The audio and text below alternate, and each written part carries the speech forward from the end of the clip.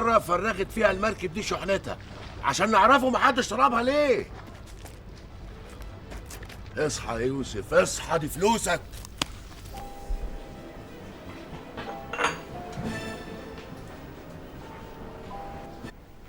اهلا عاصم بيه. اهلا يا اكرم بيه. انا اسف اتاخرت عليك. اتفضل. كويس يا راجل، على الاقل قعدت مع نفسي شويه، انت عارف الشغل ومشاكل. ربنا يكون في العون. تحب تشرب ايه؟ قهوه مظبوطه من فضلك. لو سمحت، واحد قهوه مظبوط. شكرا.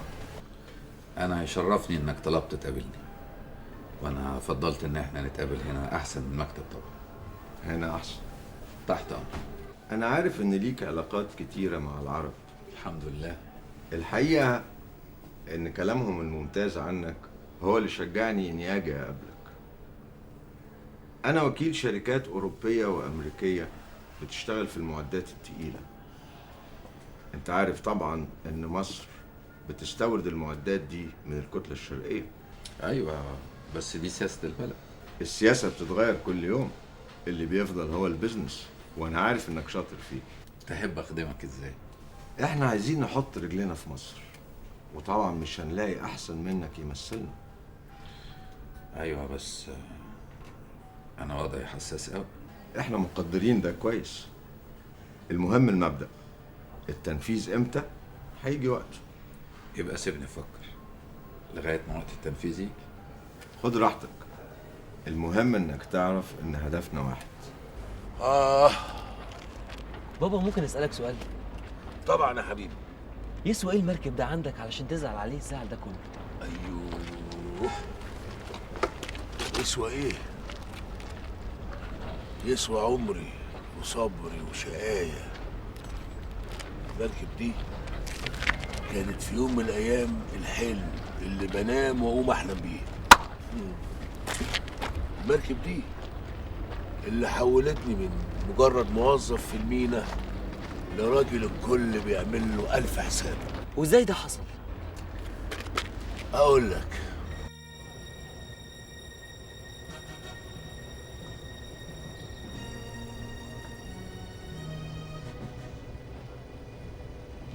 الله يا حوده، انت بتعمل ايه عندك؟ كنا بنشوفه عطلانه من ايه؟ طب وانت موظف في المينا ولا ميكانيكي مراكب؟ لا موظف، بس مش جايز الظروف تحكم وابقى ميكانيكي. انت حيرتني معاك يا جدع انت. لا ما تحتارش، هات الشاي دول. طب يلا غير هدومك بسرعه عشان الخواجه جون عايزك من بدري، ما رضيتش اقول له انت فين عشان ما اضربش حركه وياه. لا وانت جدع وتخاف عليا. الله، هنلقحوا بقى على بعض يا صاحبي ولا ايه؟ ولا ايه ولا بتاع، روح انت سبقني وانا ان شاء الله اغير بس هدومي واجي وراك على طول. وعرفت بقى ايه اللي عطلان ولا كنت بتتمشى على الكاورته والسلام؟ لا بتمشي على الكورته والسلام. روح انت بقى. شوف محمود، موضوع بتاع أسلحة فاسدة دي مش راح يعدي على خير. والله حاجه تزعل يا خواجه، يعني فعلا حاجه تحرق الدم، وناس لا عندها خشة ولا حياة ولا ضمير، يعني عشان خاطر عمولة من هنا ولا من هناك شبان زي الورد بيروحوا في طيس. المهم محمود، الموضوع دي عامل قلق في البلد هنا، وكمان مستر خريستو عنده ظروف في البلد بتاعه. الله، ما هي بلده برضه. وبلدك انت كمان يا خواجه جوني. يا موسى الحكاية، انت هتفضل غبي ولا ايه؟ يعني اعمل لك ايه؟ تحت امرك يا خواجه. شوف محمود، انت طول عمرك ولد شاطر كتير، وكمان تعرف ناس كتير. محمود، مستر خريستو عايز يبيع المركب بتاعه، وكمان انت لو جبت مشتري للمركب دي انت ليك عمولة كبير. محمود، انت عايش في المركب دي كام يا خواجه؟ المركب دي تساوي 1000، عشان ظروف مسكته 500. مسافر امتى؟ بعد 1 ساعة.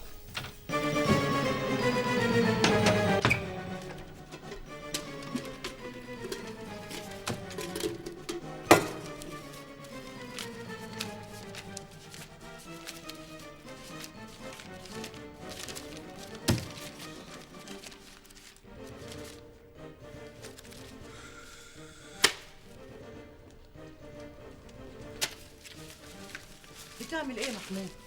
فرصة عمر يا حاجة. خير يا دناي؟ مركب تسوى اكتر من 1000 جنيه. شوفي 1000 جنيه صاحبها عايز يبيعها ب 500. 500 ايه؟ سلامة عقلك يا ابني. يا حاجه يا حاجه فهميني الله لا يسيئك، الفرصه ما تجيش غير مره واحده بس. يا ابني حرام عليك، ابوك ما صدق لك وظيفه الجمرك، عايز تمشي اللي في دماغك تاني. ايوه مش عارف انا ليه ما فيش حد في البيت ده عايز يفهمني انا. كمال وعلي فين؟ مالكش دعوه باخواتك، ابوك مش ناقص. الله، هو انا هقضهم؟ انا عايز مصلحتهم. ابوك عارف مصلحتهم اكتر منك. ماشي يا حاج، ماشي يا حاج، ماشي. انت كنت فين يا ابني؟ مش تسلم الاول؟ ازيك يا ماما؟ ازيك يا حبيبي؟ بقول لك ايه، عايزك في موضوع. محمود بقول لك ايه، مفيش داعي للمشاكل. ولا اي مشاكل يا حاج، ربنا ما يجيب مشاكل. روح انت بس حضر لنا لقمه كده على الغدا. ماشي يا محمود. ماشي يا حاج. ماشي يا ضناي. هو في ايه؟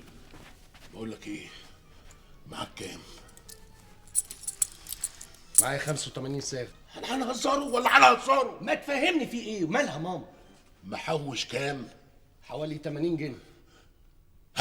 هاتهم. نعم. زي ما بقول لك كده هاتهم. هي فتوانة مش تاخد وتدي معايا في الكلام، في موضوع كده في دماغي انا عايز اخش فيه. مفيش اي مواضيع دلوقتي غير اللي في دماغي انا، فاهم؟ وايه اللي في دماغك بقى؟ طب رايح فين طيب؟ ما تفهمني. تعالى وانا احكي لك على كل حاجه. علي فين؟ بس انت يا محمود ضامن حكايه المركب ديت؟ يا اخوانا بقول لكم بيتباع بنص ثمنه، وانا تلميذ، دي لعبتي. واحنا هنجيب الباقي منين؟ ده احنا كل اللي معانا ما يقفلش 200 جنيه. واحنا قدام مننا شهر بقى لازم نجيبه فيه المبلغ الباقي. يعني هننزل نصطاده من البحر؟ بقول لك ايه، ده تتكلم عادي، انا اسكت خالص. انا مش ناقص نعوره. ما هو مبلغ مش قليل. ما انا عارف يا كمال، وانت هتعلمني الحساب؟ الله، انت بتتخلى عليا كده ليه؟ عشان بتتكلم كلام خايب لا يودي ولا يجيب. انا بتكلم كلام خايب. ايوه خلاص يا جماعه احنا هنتعاركوا ولا ايه؟ جري يا ابو كمال. مالك يا محمود؟ وبعدين ابو كمال ما غلطش والسؤال محرومش. ما تزعلش مني ابو كمال، افهمني. لو حد خد خبر بالبيعه دي هتطير مننا. بعدين المركب دي هتنقلنا نقله تانيه خالص. دي الفرصه الصح في الزمن الصح. احلموا معايا، عايزكم تحلموا معايا. مركب، شركه، بضايع رايحه وبضايع جايه. عايزكم تسرحوا معايا وتبصوا لبعيد. شركه ولاد المصري للنقل البحري. هو انت اتجننت يا حوده؟ مركب ايه اللي انت عايز تشتريها دي؟ يا ابويا سيبني في حالي، الله لا يسيئك، سيبني في حالي. اذا كان معاك قرش شيله للزمن. زمن مين يا جدع انت؟ وانا عندي 80 سنه؟ امال هنلحقوا امتى نغامروا ونكافحوا ونكسبوا امتى؟ حوده احنا اتخلقنا عشان نكون موظفين. اتكلم عن نفسك انت بس يا حبيبي. انا بقى ما اتخلقتش عشان كده. واذا كنت اني قبلت الوظيفه دي فده عشان انا مضطر. لكن تيجي الفرصه، بس تيجي الفرصه هسيب الوظيفه دي والمير اللي انت بتتمرغ في ترابه. بس جايز عشان انت عندك عيل صغير. ماشي، طب هتجيب بقيه الفلوس من ايه؟ واني لو عارف كنا زماننا بنتكلموا مع واحد زيك. زي ماشي يا حود، الله يسامحك. ايوه يا ابويا، ايوه. اعمل عليا بقى الحبه بتوع الطيبه والمسكنه دول. يعني انت شايف انها لقطه؟ امشي يا جدع، انت من قدامي روح. يا جدع جدع ايه ونيلة ايه؟ انت خليت فيها جدع؟ المركب تسوى اكتر من كده بكتير، والخواجه عارضها بتمن اي كلام. تبقى لقطه ولا تدبيسه؟ لا انا مش عارف افضفض معاك في الكلام. لا ده انت فظيع. ايوه ايه ده؟ هنشتري مركب قال.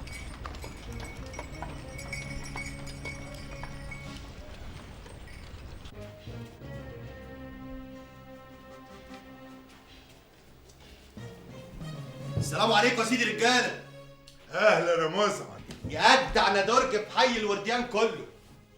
ندرج دي يا واد ما بطلت من زمان. وحشنا معلم حسين والمرسي ابو العباس. لو وحشك كنت جيت وسأل. ما انت عارف انا ما باجيش الا في المفيد.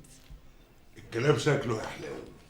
انت عارف انا بحبك قد ايه وخاف على مصلحتك. القلوب عند بعضيها. اتنين قهوه يا واد.